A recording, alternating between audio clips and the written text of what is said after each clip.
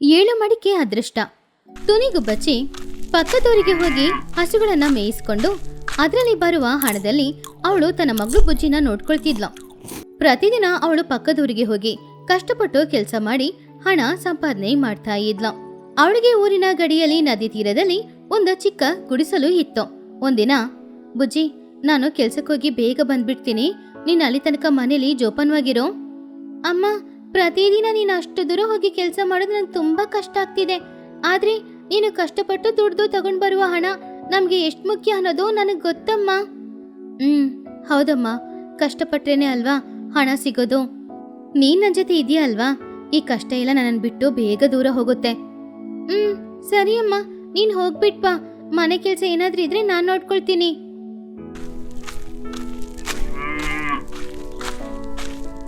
ಹಾಗೆ ತುನಿಗುಬ್ಬಚ್ಚಿ ಅಡವಿಯಲ್ಲಿ ಹಸುಗಳನ್ನ ಮೇಯಿಸ್ತಾ ಇದ್ದಾಗ ಆವಾಗ್ಲೇ ಆ ಅಡವಿಗೆ ಕುಹು ಬಾತು ಚಿಚುಕಾಗೆ ಇಬ್ರು ಬಂದ್ರು. ಕುಹು ಅಡವಿಯಲ್ಲಿ ಸಿಗುವ ಹಣ್ಣುಗಳನ್ನ ತಗೊಂಡು ಹೋಗಿ ಮಾರೋಳು. ಚಿಚು ಅಲ್ಲೇ ಮೇಕೆಗಳನ್ನ ಮೇಯಿಸ್ತಾ ಇರೋಳು. ಏನ್ ಟುನಿ, ಇವತ್ ಬರಕ್ಕೆ ಸ್ವಲ್ಪ ಲೇಟ್ ಆಯ್ತು? ಹೌದು ಕುಹು, ಮನೇಲಿ ಬುಜ್ಜಿಗೆ ಹುಷಾರಿಲ್ಲ, ಅದಕ್ಕೆ ಬರಕ್ಕೆ ಸ್ವಲ್ಪ ಲೇಟ್ ಆಯ್ತಷ್ಟೇ. ಆವಾಗ ಚಿಚುಕಾಗೆ ಟುನಿ ಹತ್ರ, ಅಲ್ಲ ಟುನಿ, ಇಷ್ಟು ಕಷ್ಟಪಟ್ಟು ಕೆಲಸ ಮಾಡ್ಬೇಕಾ? ನನ್ನನ್ನು ನೋಡು, ಮೇಕೆಗಳನ್ನ ಮರದಲ್ಲಿ ಕಟ್ಟಾಕಿ ನನ್ನ ಪಾಡಿಗೆ ನಾನು ಅಡವಿಯಲ್ಲಿ ಆ ಕಡೆ ಈ ಕಡೆ ತಿರುಗಾಡ್ತಿದ್ದೀನಿ. ಆವಾಗ ಟುನಿ ನಗುತ್ತಾ, ನಿನ್ನ ಹತ್ರ ಇರೋದು ನಿನ್ನ ಸ್ವಂತ ಮೇಕೆಗಳು, ನಾನು ಇನ್ನೊಬ್ರ ಹತ್ರ ಕೆಲಸ ಮಾಡ್ತಾ ಇದ್ದೀನಿ, ಸರಿಯಾಗಿ ಹಸುಗಳನ್ನ ನೋಡ್ಕೊಳ್ಬೇಕು ತಾನೆ. ಸರಿ ಸರಿ, ಅದೆಲ್ಲ ಆಮೇಲೆ ಮಾತಾಡಿ. ಟುನಿ, ನಿನ್ನ ಹತ್ರ ಒಂದು ಮುಖ್ಯವಾದ ವಿಷಯ ಹೇಳೋದಕ್ಕೋಸ್ಕರ ಬಂದಿದ್ದೀನಿ. ಹೌದೌದು, ನಿನ್ನ ಹತ್ರ ಏನೋ ಒಂದು ಹೇಳ್ಬೇಕಂತೆ. ಈ ಅಡವಿಯಲ್ಲಿ ರಹಸ್ಯವಾದ ಒಂದು ಜಾಗ ಇದೆ ಅಂತೆ. ಆ ಜಾಗದಲ್ಲಿ ಸುಮಾರು ಮಹರ್ಷಿಗಳು ತಪಸ್ಸು ಮಾಡಿದ್ರಂತೆ. ಆ ಜಾಗ ಯಾರು ಕಂಡುಹಿಡಿಯಲಿಲ್ಲ ಅಂತ ನಮ್ ತಾತ ಹೇಳ್ತಿದ್ರು. ಹೌದು, ಅಲ್ಲಿ 7 ಮಡಿಕೆಗಳು ಇದೆ ಅಂತೆ. ಅದನ್ನ ಮುಟ್ಟಿದ್ರೆ ಯಾರಾದ್ರೂ ಸರಿ, ಅವರ ಜೀವನದಲ್ಲಿರುವ ಕಷ್ಟಗಳು ಎಲ್ಲಾನು ತೊಲಗೋಗುತ್ತೆ ಅಂತೆ. ಹೌದಾ, ನಿಜಾನಾ? ಇಲ್ಲಿವರೆಗೂ ವಿಷಯ ನನಗೆ ಗೊತ್ತಿರ್ಲಿಲ್ಲ, ಇವಾಗ್ಲೇ ಗೊತ್ತಾಗಿತ್ತು. ನಮಗೆ ಇವಾಗ ಗೊತ್ತಾಯ್ತು. ಯಾರಾದ್ರೂ ಆ ಸ್ಥಳನ ಕಂಡಿಡಿದ್ರೆ ಅವ್ರ ಕಷ್ಟ ಎಲ್ಲಾನು ದೂರ ಹೋಗುತ್ತೆ. ಆವಾಗ ಚಿಚುಕಾಗೆ, ಹೌದು, ಆದ್ರೆ ಆ ಜಾಗ ಎಲ್ಲಿದೆಯಾ ಯಾರಿಗೂ ಗೊತ್ತಿಲ್ಲ.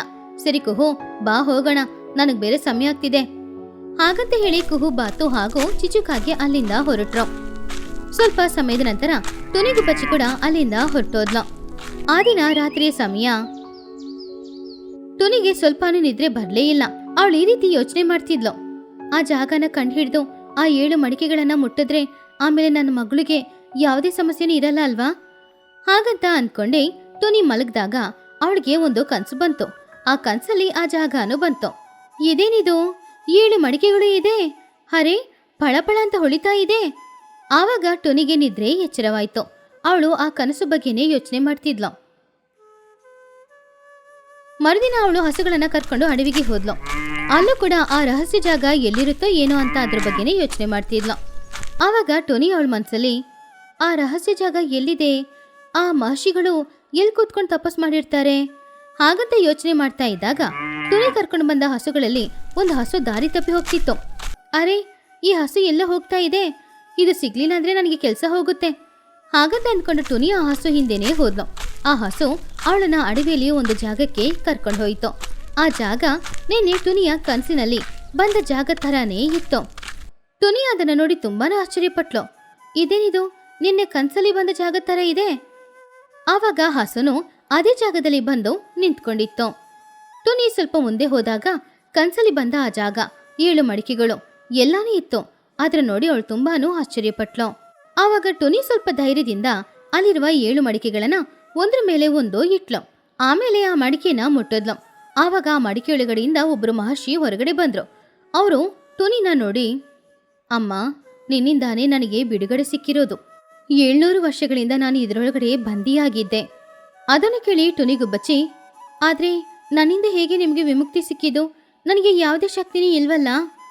ಟುನಿ, ಈ 7 ಮಡಿಕೆಗಳು ನಿನ್ನ 7 ತಲೆಮಾರುಗಳು. ಈ ಮಡಿಕೆ ನಿನ್ನ ವಂಶಕ್ಕೆ ಸೇರಿದ್ದು, ನಿನಗೆ ಸ್ವಂತ. ಇನ್ಮುಂದೆ ಇದನ್ನ ನೀನೇ ಇಟ್ಕೋ. ಸ್ವಾಮಿ, ನೀವು ಹೇಳಿದ್ದು ನಿಜಾನಾ? ಈ ಮಡಿಕೆಗಳು ನನ್ನ 7 ತಲೆಮಾರುಗಳಾ? ಹೌದು ಟುನಿ, ನೀನು ಈ ಮಡಿಕೆಗಳನ್ನ ತಗೊಂಡು ಹೋಗಿ ನಿಮ್ಮ ಮನೆಯಲ್ಲಿ ಪೂಜೆ ಮಾಡು, ನಿನ್ನ ಕಷ್ಟಗಳೆಲ್ಲ ತೊಲಗಿ ಹೋಗುತ್ತೆ. ಆದ್ರೆ ಒಂದೇ ಒಂದು ವಿಷಯ. ಏನ್ ಸ್ವಾಮಿ ಅದು? ಈ ಮಡಿಕೆಗಳು ನಿನಗೆ ಅದೃಷ್ಟ, ನಿನಗೆ ಒಳ್ಳೆ ದಾರಿನ ತೋರಿಸುತ್ತೆ. ಆದ್ರೆ ಆ ದಾರಿಯಲ್ಲಿ ಕಷ್ಟಪಟ್ಟು ದುಡಿಬೇಕಾಗಿರುವ ಕರ್ತವ್ಯ ನಿನ್ನ ಹತ್ರ ಇದೆ. ನಿನ್ನ ಕಷ್ಟನೇ ನಿನಗೆ ನಿಜವಾದ ಆಸ್ತಿ. ಈ ಮಡಿಕೆಗಳ ಬಗ್ಗೆ ಬೇರೆ ಯಾರ ಹತ್ರನೂ ಹೇಳ್ಬೇಡ. ಹಾಗಂತ ಹೇಳಿ ಆ ಸ್ವಾಮಿ ಅಲ್ಲಿಂದ ಮಾಯವಾದ್ರು. ಟುನಿ ಆ ದಿನದಿಂದ ಆ ಮಡಿಕೆಗಳನ್ನ ಮನೆಯಲ್ಲಿ ತಗೊಂಡು ಬಂದಿಟ್ಟು ಪೂಜೆನೋ ಮಾಡ್ತಾ ಇದ್ಲು. ಹಾಗೆ ಅವಳ ಜೀವನದಲ್ಲಿ ಒಂದು ಬದಲಾವಣೆ ಶುರುವಾಗ್ತಿತ್ತು. ಟುನಿ ಗುಬ್ಬಚ್ಚಿ ಅವಳ ಜೀವನದಲ್ಲಿ ಬದಲಾವಣೆ ಬರಬೇಕು ಅಂತ ಬೇಡ್ಕೊಳ್ತಾ ಇದ್ದಾಗ ಅವಳಿಗೆ ಒಂದೊಳ್ಳೆ ಆಲೋಚನೆನೂ ಬಂತು. ಅವಳು ದನ ಕಾಯುವ ಕೆಲಸ ಮಾತ್ರ ಮಾಡದೆ ಅದೇ ಊರಿನಲ್ಲಿದ್ದ ಅವಳ ಗೆಳತಿಯಾದ ಚೋಟುವಿನ ಸೂಪರ್ ಮಾರ್ಕೆಟಲ್ಲೂ ಕೆಲಸ ಮಾಡೋಕ್ಕೆ ಶುರು ಮಾಡಿದ್ಲು. ಟುನಿ ಒಂದಿನ ಬುಜ್ಜಿ ಹತ್ರ, ಬುಜ್ಜಿ, ಇವಾಗ ನಾನು 2 ಕೆಲಸ ಮಾಡ್ತಾ ಇದ್ದೀನಿ. ಅದ್ರ ಮೂಲಕ ಒಳ್ಳೆ ಸಂಪಾದನೆ ಬರ್ತಿದೆ. ಒಂದಿನ ಟುನಿ ಪಡುವ ಕಷ್ಟವನ್ನು ನೋಡಿ ಚೋಟಿಗಿಳಿ ಅವಳ ಹತ್ರ ಈ ರೀತಿ ಹೇಳಿದ್ಲು. ಟುನಿ, ನೀನು ಕೂಲಿ ಕೆಲಸ ಮಾಡೋದು ನನಗೆ ತುಂಬಾನೇ ಕಷ್ಟ ಆಗ್ತಿದೆ. ಮಾಡ್ತೀಯಾ? ನನ್ನ ಅಂಗಡಿಯಲ್ಲಿ ಪರ್ಮನೆಂಟ್ ಸ್ಟಾಫ್ ಆಗ್ತೀಯಾ ನೀನು? ಏನ್ ಚೋಟು, ನೀನು ಹೇಳೋದೆಲ್ಲನೂ ನಿಜನಾ? ಹೌದು, ನೀನ್ ನನ್ನ ಫ್ರೆಂಡು. ನಿನ್ ಕಷ್ಟ ನೋಡಿದ್ರೆ ನಂಗೆ ಕಷ್ಟ ಆಗುತ್ತೆ. ಇವತ್ತಿಂದ ನಿನಗೆ ಈ ಜಾಬ್ ಇಲ್ಲಿದೆ. ಆವಾಗ ಟುನಿ ತುಂಬಾ ಸಂತೋಷದಿಂದ, ಥ್ಯಾಂಕ್ಸ್ ಚೋಟು, ನೀನು ನನಗೆ ಸಹಾಯ ಮಾಡಿದ್ದಕ್ಕೆ. ನೀನು ನನಗೆ ಥ್ಯಾಂಕ್ಸ್ ಹೇಳ್ಬೇಕಾಗಿರೋ ಅವಶ್ಯಕತೆ ಇಲ್ಲ. ನನ್ನ ಅಂಗಡಿ ಇನ್ ಮುಂದೆ ನಿನ್ನ ಅಂಗಡಿ ಕೂಡ. ಇಲ್ಲಿ ಯಾರಾದ್ರೂ ಏನಾದ್ರೂ ಹೇಳಿದ್ರೆ ನನ್ನ ಹೆಸರು ಹೇಳು. ಆವಾಗ ನಾನು ಅವ್ರನ್ನ ಒಂದ್ ಕೈ ನೋಡ್ಕೊಂಡ್ಬಿಡ್ತೀನಿ. ಸರಿ, ನೀನ್ ಪಾಡಿಗೆ ಕೆಲಸ ಮಾಡು, ಎಲ್ಲ ಒಳ್ಳೇದಾಗುತ್ತೆ. ಹಾಗೆ ಆ ದಿನದಿಂದ ಚೋಟಿಗಿಳಿಯ ಸೂಪರ್ ಮಾರ್ಕೆಟಲ್ಲಿ ಟುನಿ ಪರ್ಮನೆಂಟ್ ಸ್ಟಾಫ್ ಆದ್ಲು. ಹಾಗೆ ಟುನಿ 2 ಕೆಲಸ ಮಾಡಿ ಕೈ ತುಂಬ ಹಣನೂ ಸಂಪಾದನೆ ಮಾಡಿ ಅವಳ ಗುಡಿಸಲಿದ್ದ ಪಕ್ಕದಲ್ಲೇ ಒಂದು ಒಳ್ಳೆ ಮನೇನ ಕಟ್ಕೊಂಡ್ಲು. ಆ ದಿನದಿಂದ ಅವರ ಜೀವನನೇ ಬದಲಾಗಕ್ ಶುರುವಾಯಿತು. ಟುನಿಯ ಜೀವನದಲ್ಲಿ ಬಂದಿರುವ ಬದಲಾವಣೆ ಅವಳು ಹೊಸ ಮನೆ ಕಟ್ಕೊಂಡಿದ್ದು ಇದೆಲ್ಲನೂ ಚಿಚುಕಾಗಿಗೆ ಹೊಟ್ಟೆ ಕಿಚ್ಚಾಯ್ತು. ಅವಳು ಕುಹು ಹತ್ರ ಈ ರೀತಿ ಹೇಳಿದ್ಲು. ಕುಹು, ನೋಡಿದ್ಯಾ, ನಿನ್ನೆ ಮೊನ್ನೆ ದನ ಕಾಯಿಸ್ತಾ ಇದ್ದವಳು ಇವಾಗ ಹೊಸ ಮನೆ ಕಟ್ಕೊಂಡು ಎಷ್ಟು ಚೆನ್ನಾಗಿದ್ದಾಳೆ ಅಂತ. ಅರೇ, ಅವಳು ಚೆನ್ನಾಗಿದ್ರೆ ನನಗೂ ಸಂತೋಷನೇ ಚಿಚ್ಚು.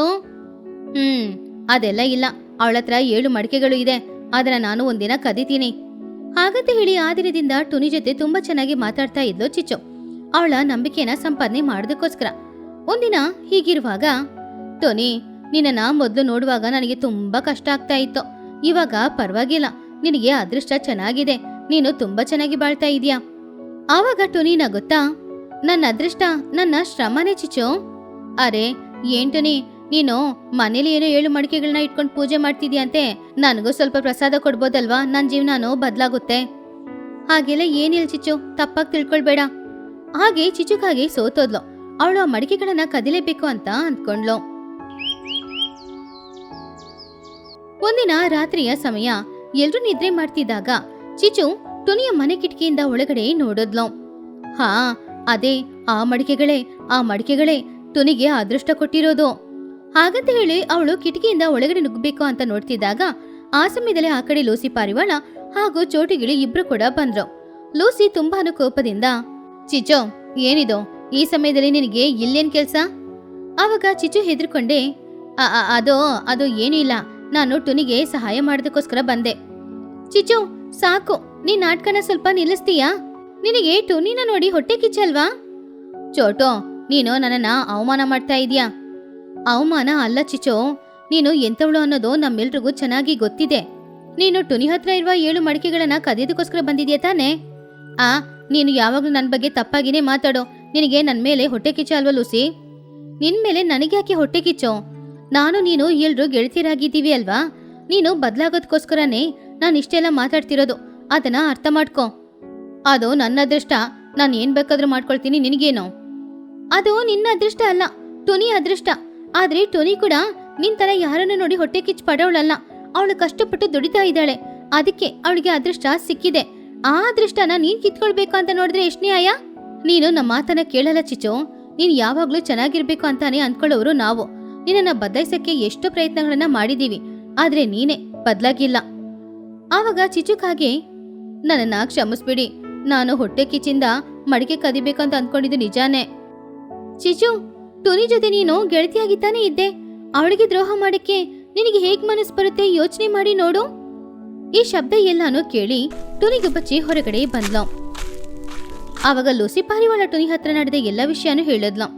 ಚಿಚು, ನಿಜವಾಗ್ಲೂ ಆ ಮಡಿಕೆಗಳನ್ನ ಕದಿಯೋದಕ್ಕೋಸ್ಕರ ನೀನ್ ಬಂದ್ಯಾ? ಆವಾಗ ಚಿಚು ನಾಚಿಕೆಯಿಂದ, ಟುನಿ, ನನ್ನನ್ನ ಕ್ಷಮಿಸ್ಬಿಡು, ನಾನು ಅದೃಷ್ಟ ಸಿಗ್ಲಿ ಅಂತ. ಚಿಚು, ನನ್ನ ಅದೃಷ್ಟ ನನ್ನ ಶ್ರಮ. ಆ 7 ಮಡಿಕೆಗಳು ನನಗೆ ಒಳ್ಳೆ ದಾರಿನ ತೋರಿಸುತ್ತೆ. ಆ ದಾರಿಯಲ್ಲಿ ಹೋಗಿ ಕಷ್ಟಪಟ್ಟು ದುಡಿಬೇಕಾಗಿದ್ದು ನಾನೇ. ಟೊನಿ, ನನ್ನನ್ನ ಕ್ಷಮಿಸ್ಬಿಡು. ಇನ್ಮುಂದೆ ನಾನು ಹೀಗ್ ಮಾಡಲ್ಲ. ನಾನು ಬದ್ಲಾಗ್ತೀನಿ ಟೊನಿ. ಟೊನಿಗುಬ್ಬಚ್ಚಿ ಚಿಚುಕಾಗೆ ಕ್ಷಮಿಸಿದ್ಲು. ಚಿಚುಗೂ ಕೂಡ ಆ ದಿನ ಬುದ್ಧಿ ಬಂದಿತ್ತು. ಅವತ್ತಿಂದ ಅವಳು ತುಂಬಾನೇ ಒಳ್ಳೆಯವಳಾದ್ಲು. ಈ ಕಥೆಲಿರುವ ನೀತಿ ಏನು ಅಂದ್ರೆ, ಇನ್ನೊಬ್ರ ಅದೃಷ್ಟನ ನಾವು ಕಿತ್ಕೊಳಕ್ಕಾಗಲ್ಲ. ನಿಜವಾಗ್ಲೂ ಒಬ್ರ ಅದೃಷ್ಟ ಅನ್ನೋದು ಯಾವುದೇ ದೇವ್ರು ಅವರಿಗೆ ಸಡನ್ ಆಗಿ ಕೊಡೋದಲ್ಲ. ನಾವು ನಮ್ ಜೀವನದಲ್ಲಿ ಕಷ್ಟಪಟ್ಟು ದುಡಿತಾ ಇದ್ರೆ ಅದೃಷ್ಟ ನಮ್ಮನ್ನ ಹುಡ್ಕೊಂಡ್ ಬಂದೇ ಬರುತ್ತೆ. ಆವಾಗ ನಮ್ ಜೀವನದಲ್ಲಿ ನಾವು ಚೆನ್ನಾಗಿರ್ತೀವಿ. ಇನ್ನೊಬ್ರ ಅದೃಷ್ಟನ ನಾವು ಕಿತ್ಕೊಳ್ಬೇಕು ಅಂತ ಅಂದ್ಕೊಂಡ್ರೆ ನಮ್ಮ ಜೀವನದಲ್ಲಿ ಇರುವ ಸಂತೋಷನ ಹೋಗ್ಬಿಡುತ್ತೆ. ಪಕ್ಷಿಗಳ ಗ್ರಾಮದಲ್ಲಿ ಕೆಲವು ದಿನಗಳಿಂದ ಮಳೆ ಇಲ್ಲ. ಆದ್ರಿಂದ ಆ ಊರಿನಲ್ಲಿ ಬೆಳೆನೂ ಬೆಳೀತಾ ಇರ್ಲಿಲ್ಲ. ಊರಿನ ಮಧ್ಯದಲ್ಲಿ ಇದ್ದಿದ್ದು ಒಂದೇ ಒಂದು ಬಾವಿ. ಆ ಬಾವಿಯ ನೀರು ಕೂಡ ಬತ್ತಿ ಹೋಗ್ತಾ ಇತ್ತು. ವ್ಯವಸಾಯ ಮಾಡ್ತಾ ಇರುವ ತುನಿಗುಬ್ಬಚ್ಚಿ ತರ ಇರುವ ರೈತರಿಗೆ ನೀರಿಲ್ಲದೆ ತುಂಬಾನು ಕಷ್ಟ ಆಗ್ತಾ ಇತ್ತು. ಆದ್ರೆ ಆ ಊರಿನಲ್ಲಿ ಇದ್ದ ಚಿಚುಕಾಗೆ ಮಾತ್ರ ಅವಳ ಹಣ, ಅವಳ ವ್ಯಾಪಾರ ಅಂತ ಖುಷಿಯಾಗಿದ್ಲು. ಒಂದಿನ ಸಂಜೆ ಸಮಯ ಆ ಊರಿನ ಪಕ್ಷಿಗಳು ಎಲ್ರು ಕೂಡ ಈ ನೀರಿನ ಸಮಸ್ಯೆಯ ಬಗ್ಗೆ ಚರ್ಚಿಸೋದಕ್ಕೋಸ್ಕರ ಒಂದು ಮರದ ಕೆಳಗಡೆ ಕೂತ್ಕೊಂಡು ಮಾತಾಡ್ತಿದ್ರು. ಆವಾಗ ಟೊನಿಗುಬ್ಬಚ್ಚಿ ಬೇಜಾರಿಂದ, ಏನು ಈ ಮಳೆ ಬರದೆ ನನ್ನಿಂದ ವ್ಯವಸಾಯನೇ ಮಾಡಕ್ ಆಗ್ತಾ ಇಲ್ಲ. ನೀರಿಲ್ದೆ ವ್ಯವಸಾಯ ಹೇಗ್ ಮಾಡೋದು? ಬೆಳೆ ಎಲ್ಲಾನು ಒಣಗೋಗ್ತಾ ಇದೆ. ಟೊನಿ, ನಿನ್ನಂತ ವ್ಯವಸಾಯಿಗಳೇ ಬೆಳೆ ಬೆಳೆಯಲ್ಲ ಅಂತ ಹೇಳಿದ್ರೆ ನನ್ನಂತ ಅಂಗಡಿ ಇಟ್ಕೊಂಡಿರೋರು ಏನ್ ಮಾಡೋದು? ಬೆಳೆ ಬೆಳಿಲಿಲ್ಲ ಅಂದ್ರೆ ನನ್ನ ಅಂಗಡಿಗೆ ಯಾರು ಏನ್ ಕೊಡ್ತಾರೆ? ನಾನ್ ಮಾತ್ರ ಏನ್ ಮಾಡೋದು ಹೇಳು? ನೀವ್ ಮಾತ್ರನಾ? ನಾನ್ ಕೂಡ ಮಣ್ಣಿನ ಮಡಿಕೆ ಮಾಡೋಳು. ಮಣ್ಣಿನ ಮಡಿಕೆ ಮಾಡಕ್ಕೆ ನನಗೆ ನೀರ್ ಬೇಕಾಗುತ್ತೆ. ನೀರಿಲ್ಲ ಅನ್ನೋದ್ರಿಂದ ಮಡಿಕೆ ಮಾಡಕ್ಕಾಗ್ತಿಲ್ಲ. ಕೆಲ್ಸನೂ ಹಾಗೇನೆ ನಿಂತು ಹೋಗಿದೆ. ಇದಕ್ಕೆ ಏನಾದ್ರೂ ಒಂದು ದಾರಿ ಹುಡುಕ್ಲೇಬೇಕು. ಇಲ್ಲ ಅಂದ್ರೆ ತುಂಬಾ ಕಷ್ಟ ಆಗುತ್ತೆ. ಹಾಗಂತ ಎಲ್ರೂ ಮಾತಾಡ್ತಾ ಇದ್ದಾಗ ಬಡ್ಡಿ ಲೆಕ್ಕ ಹಾಕೊಂಡೆ ಚಿಚುಕಾಗೆ ಅಲ್ಲಿಗೆ ಬಂದ್ಲು. ಅವಳ ಜೊತೆ ಲೂಸಿ ಹಾಗೂ ಮಹಿ ಕೂಡ ಅಲ್ಲಿಗೆ ಬಂದ್ರು. ಆವಾಗ ಚಿಚು ನಗುತ್ತಾ, ಏಂಟೋನಿ, ತುಂಬಾನು ಕಷ್ಟಪಡ್ತಾ ಇರೋ ಹಾಗಿದೆ. ಆದ್ರೆ ನನ್ನ ಪರಿಸ್ಥಿತಿ ಹಾಗಿಲ್ಲ. ನನ್ ವ್ಯಾಪಾರ ಚೆನ್ನಾಗಿ ನಡೀತಾ ಇದೆ. ಹಣನೂ ಇದೆ. ನೀರ್ ಸಿಟಿಗೆ ಹೋಗಿ ತಗೊಂಡ್ ಬಂದ್ಕೊಳ್ತೀನಿ. ಅರೆ, ಏನ್ ಚಿಚು ಈ ರೀತಿ ಮಾತಾಡ್ತಿದ್ಯಾ? ನೀರಿಲ್ದೆ ಎಲ್ರೂ ಕಷ್ಟಪಡ್ತಾ ಇದ್ರೆ ಅವ್ರನ್ನ ನೋಡಿ ಹಾಸ್ಯ ಮಾಡ್ತಾ ಇದೀಯಾ? ನನ್ನ ಕೋಳಿ ಫಾರಂಗೂ ಕೂಡ ನೀರಿಲ್ದೆ ಕೋಳಿಗಳು ಕೂಡ ದಾನ ತಿಂತಾ ಇಲ್ಲ ಗೊತ್ತಾ? ಹಾ ಹೌದು. ಯಾಕೆ ಚಿಚು ಈ ರೀತಿ ಮಾತಾಡ್ತಾ ಇದೀಯಾ? ಎಲ್ರೂ ಕಷ್ಟಪಡ್ತಾ ಇದ್ದಾಗ ಅವ್ರಿಗೆ ಸಹಾಯ ಮಾಡದೇ ಇದ್ರೂ ಪರವಾಗಿಲ್ಲ. ಆದ್ರೆ ಅವ್ರನ್ನ ನೋಡಿ ಹಾಸ್ಯ ಮಾಡ್ಬಾರ್ದಾಗಿತ್ತು. ಆವಾಗ ಚಿಚುಕಾಗೆ ನಗುತ್ತಾ, ನಿಮ್ ಕಷ್ಟ ನಿಮ್ದು, ನನ್ ಕಷ್ಟ ನಂದು ಲೂಸಿ. ಹಣನ ಖರ್ಚು ಮಾಡದೆ ನಂತರ ಕೂಡಿಟ್ಟಿದ್ರೆ ಇವಾಗ ಹಣ ತಗೊಂಡು ನೀವು ನೀರ್ ತಗೊಳ್ಬೋದಾಗಿತ್ತಲ್ವಾ? ಟುನಿ ಕೋಪದಿಂದ, ಚಿಚು ಸಾಕ್, ಬಾಯಿ ಮುಚ್ಚು. ನಿನ್ನ ಈ ಅಹಂಕಾರದ ಮಾತು ನಮಗ್ ಬೇಡ. ನಿನಗೆ ಸ್ವಲ್ಪ ಕೂಡ ಕರುಣೆನೇ ಇಲ್ಲ ಅಲ್ವಾ? ನಿನ್ ಮಗ ಚಿನ್ನು ಕೂಡ ಇಲ್ಲಿ ತುಂಬಾನೇ ಕಷ್ಟಪಡ್ತಾ ಇದ್ದಾನೆ, ಗೊತ್ತಾಗಲ್ವಾ ನಿಂಗೆ? ನನ್ ಮಗ ಬುದ್ಧಿವಂತ. ಅವನು ಈ ಗಾಳಿಯಲ್ಲಿ ಇರೋ ನೀರನ್ನ ಕೂಡ ತೆಗ್ದು ಅವನ ದಾಹನ ತೀರಿಸ್ಕೊಳ್ತಾನೆ.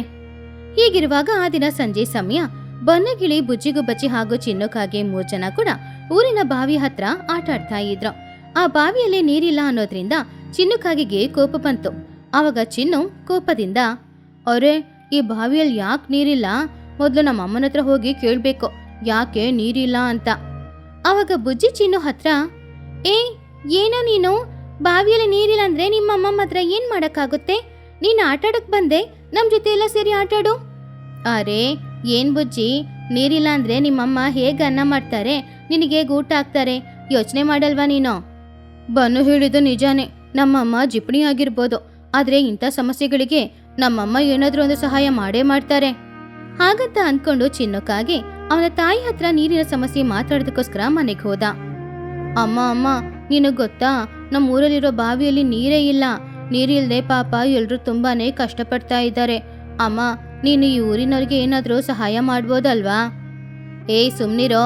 ನನ್ನ ಹತ್ರ ಇರೋ ಹಣ ಖರ್ಚು ಮಾಡಿ ನಾನು ಯಾರಿಗೂ ಸಹಾಯ ಮಾಡಕ್ಕಾಗಲ್ಲ. ಅದು ಊರಿನವರ ಸಮಸ್ಯೆ. ನಮ್ಮ ಹತ್ರ ಹಣ ಇದೆ, ಬಿಡೋ. ಏನಮ್ಮ ನೀನು, ಇಷ್ಟು ದಿನ ನೀನು ಜಿಪಣತನ ಒಳ್ಳೇದು, ಅದು ಯಾವಾಗ್ಲಾದ್ರೂ ಅರ್ಥ ಆಗುತ್ತೆ ಅಂತ ಹೇಳ್ದೆ. ಪಾಪ ಟೊನಿಯತ್ತೆ ನೀರಿಲ್ದೆ ಅವ್ರ ಹೊಲದಲ್ಲಿರೋ ಬೆಳೆ ಎಲ್ಲ ಒಣಗೋಗಿದೆಮ್ಮ. ನೀನು ಸಹಾಯ ಮಾಡ್ಬೋದಲ್ವಮ್ಮ?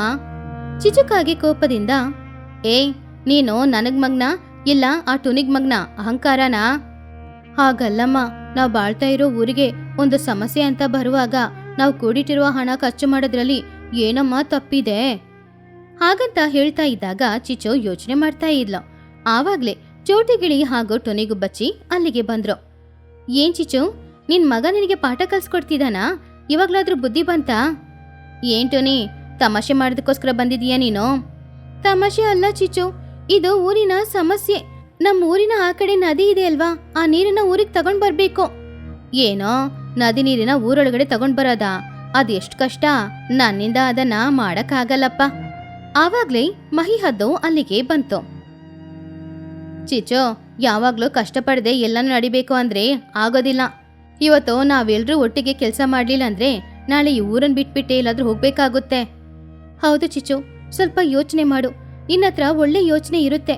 ಏನಾದ್ರೂ ಯೋಚನೆ ಮಾಡಿ ನಮ್ಮ ಊರಿಗೆ ನೀರಿನ ಸಮಸ್ಯೆಗೆ ಏನಾದ್ರೂ ಸಹಾಯ ಮಾಡು. ಹಾಗಂತ ಚಿನ್ನುಕಾಗೆ ಬೇಡ್ಕೊಂಡಿದ್ದು ತನ್ನ ಗೆಳತಿಯರು ಎಲ್ರೂ ಕೂಡ ಕೇಳ್ಕೊಂಡಿದ್ರಿಂದ ಚಿಚ್ಚು ಬದ್ಲಾದ್ಲು. ಆವಾಗ್ಲೇ ಲೂಸಿ ಪಾರಿವಾಳ ಹಾಗೂ ಕುಹುಬಾತು ಅಲ್ಲಿಗೆ ಬಂದ್ರು. ಎಲ್ರೂ ಸೇರಿ ನೀರಿನ ಸಮಸ್ಯೆಗೋಸ್ಕರ ಯೋಚನೆ ಮಾಡಕ್ ಶುರು ಮಾಡಿದ್ರು. ಸರಿ, ನಾನು ಹಣ ಖರ್ಚಾಗೋದ್ ಬಗ್ಗೆ ಯೋಚನೆ ಮಾಡದೆ ಊರಿಗೆ ಸಹಾಯ ಮಾಡ್ತೀನಿ. ನದಿ ತುಂಬಾ ದೂರದಲ್ಲಿ ಇರೋದ್ರಿಂದ ಆ ನೀರನ್ನ ಊರಿಗೆ ತಗೊಂಡ್ ಬರಕ್ಕೆ ಏನಾದ್ರೂ ಒಂದು ಕೆಲಸ ಮಾಡ್ಬೇಕು. ಏನದು? ಏನಿದ್ರು ಹೇಳು ಚಿಚ್ಚು. ನಾವೆಲ್ರೂ ಹಣ ಸೇರಿಸಿ ಒಂದು ದೊಡ್ಡ ಟ್ಯಾಂಕರ್ ಲಾರಿನ ತಗೊಂಡ್ ಬಂದ್ರೆ ಆ ಲಾರಿಯಲ್ಲಿ ನೀರು ತುಂಬಿಸ್ಕೊಂಡು ನಮ್ಮೂರಿಗೆ ಮನೆ ಮನೆಗೆ ತಗೊಂಡ್ ಬಂದು ಕೊಡ್ಬೋದಲ್ವಾ? ಟ್ಯಾಂಕರ್ ಲಾರಿನ? ಅದಕ್ಕೆ ತುಂಬಾ ಹಣ ಖರ್ಚಾಗುತ್ತೆ ಅಲ್ವಾ? ಹೌದು, ಅಷ್ಟು ಹಣ ನಮ್ಮ ಹತ್ರ ಎಲ್ಲಿದೆ?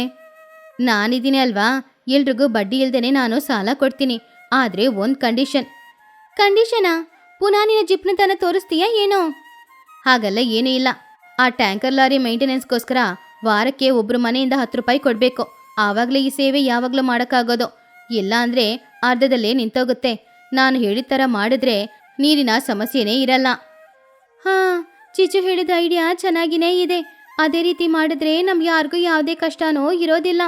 ಹಾಗೆ ಚಿಚ್ಚು ಕೊಟ್ಟ ಆ ಐಡಿಯಾ ಊರಿನಲ್ಲಿದ್ದ ಎಲ್ಲ ಪಕ್ಷಿಗಳಿಗೂ ಕೂಡ ತುಂಬಾನೇ ಇಷ್ಟ ಆಯಿತು. ಅದನ್ನು ಹಾಗೇನೆ ಮಾಡೋಣ ಅಂತ ಅನ್ಕೊಂಡ್ರು. ಚಿಚ್ಚು ಹೇಳಿದ ಹಾಗೇನೆ ಕೆಲವು ದಿನಗಳಲ್ಲೇ ಒಂದು ದೊಡ್ಡ ಟ್ಯಾಂಕರ್ ಲಾರಿನ ಊರಿಗೆ ತಗೊಂಡ್ ಬಂದು ಅದರಲ್ಲಿ ನೀರು ತುಂಬಿಸ್ಕೊಂಡು ಊರಿನಲ್ಲಿದ್ದ ಎಲ್ರಿಗೂ ಅವರು ಸಪ್ಲೈ ಮಾಡಕ್ ಶುರು ಮಾಡಿದ್ರು.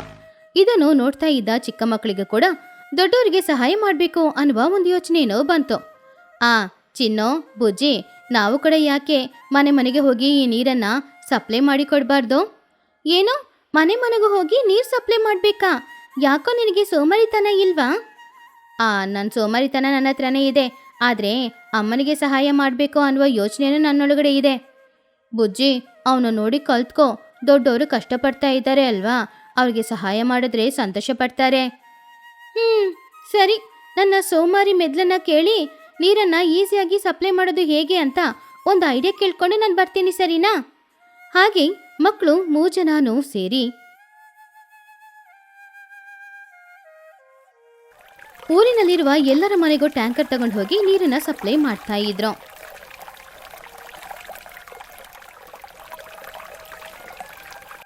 ಹಾಗೆ ಆ ಊರಿನಲ್ಲಿ ನೀರಿನ ಕಷ್ಟ ಯಾರಿಗೂ ಇಲ್ಲ ಅನ್ನೋದ್ರಿಂದ ಟುನಿ ಅಂತೂ ತುಂಬಾನು ಸಂತೋಷ ಪಟ್ಲು.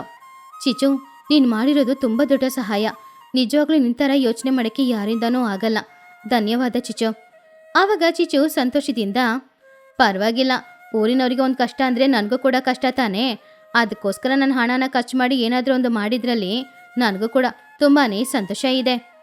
ಚಿಚ್ಚು, ನಿಜವಾಗ್ಲೂ ನೀನು ಜಿಪುಣಿ ಅಂತಾನೆ ಇಷ್ಟು ದಿನ ಅಂದ್ಕೊಂಡಿದ್ದೆ. ಆದ್ರೆ ಇಷ್ಟು ಒಳ್ಳೆಯವಳು ಅಂತ ನಾವು ಯಾರೂ ಅಂದ್ಕೊಂಡಿರ್ಲಿಲ್ಲ.